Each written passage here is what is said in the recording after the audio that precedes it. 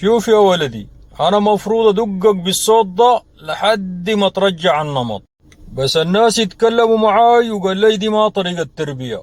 شوف هنا، أنا زمان كسرت الزير، أبوي خدت السكين فوق النار وداني كي فوق يدي، بس أنا أحن من أبوي لأنه أنت ولدي وحبيبي وروح قلبي. يا سلام عليك وأنت بتضيع في النمط وبتكسر في الموبايلات. عادي عادي يا ابني، ما فيها حاجة.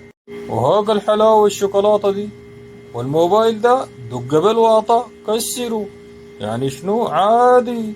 حينا اوه يا الله يا سيدنا المخرج، يا اخي اسمع هنا، والله الكلام ده لا بيشبهني ولا بقدر عليه.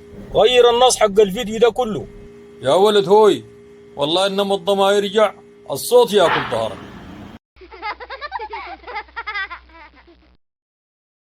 ما ترجع النمط اللي سويته للموبايل ده، الصوت ياكل ظهرك. نسيت انا بس ان كان ثمانيتين تسعتين وتاني ثمانيتين خمستين يا خمستين ثمانية